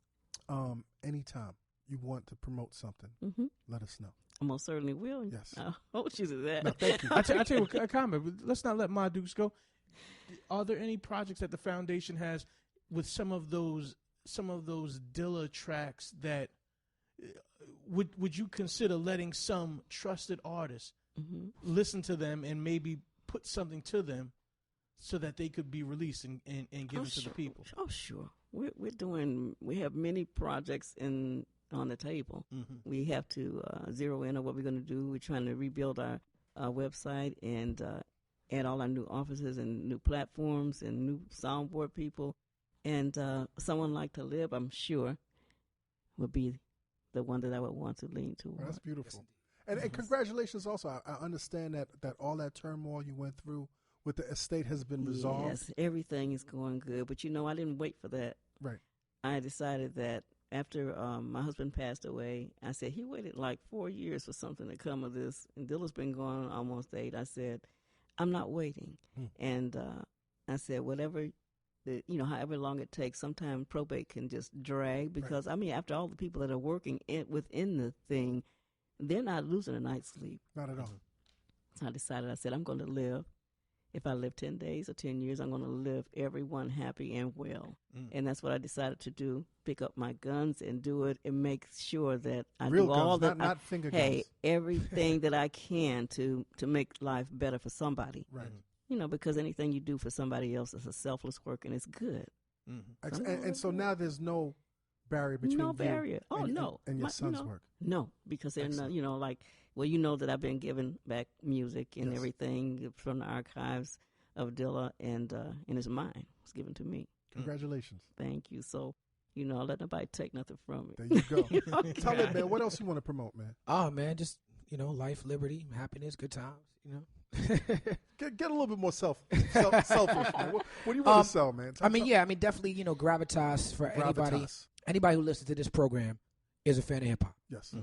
And whether or not you are a fan of me in particular, I take the Pepsi challenge with my album Gravitas. I feel like you'll enjoy it. New Pepsi or old Pepsi? The Pepsi challenge. Okay. You know what I'm saying? Like Eric Stoltz in Pulp Fiction. That's old Pepsi with Old sugar. Pepsi. With real sugar. Real sugar. Cane sugar, right?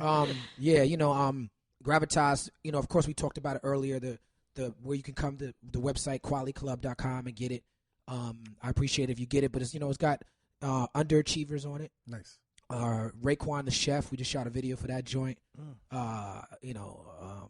Black Thought, Rod Digger, Gary Clark Jr. from Austin, Big Crit, Abby Dobson. Got tracks on there by Static Selector, Nice. Lord Quest, Rich Kid, both from Toronto. Oh No, 6 Cents, and of course, Jay Dilla. Nice. Okay. Well, congratulations, man. Once Thank again, man, thanks for coming through. No doubt. And Talib, I want you to know, man, you always got an open invitation. Oh, man. I know that. Just hit me, come through. And I know that. Let's do the damn thing. Dallas. Internets, man. I'm so grateful. I got to tell you one last story, my dudes. All right. I had picked up a T-shirt, Dilla Changed My Life, Mm-hmm. and I was wearing it in Midtown, and What I size? got jumped What by size? a couple of kids What size? who was selling their CDs. They were like, "Brother, with that T-shirt on, I know you love hip hop." And but Dilla lives. Dilla No lives. doubt. He Great to does. meet He you, does. and thank you, Thank you. thank you. Thank you very Pete? much. Thank you. Yeah. Like Dallas was saying, definitely, want to express your heart because, just continuing to keep the legacy alive and just such a good spirit. You remind me so much of my mother, man, and I got to work even harder to make her proud now because it's just Right. how, you move and you're a great spirited woman. Well, Jay Dilla changed my life, so I get No it. doubt. So I don't, I don't take anything for granted. When I see people, I used to look at it, I thought it was so endearing, but then he truly did. Because I'm doing none of the things I used to do. I have a reason for living. Got a Even more. brand new career.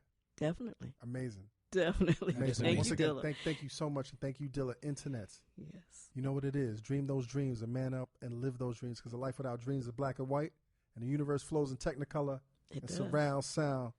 What up, Dilla? F your radio. Combat Jackson. Cheer. Newmanati!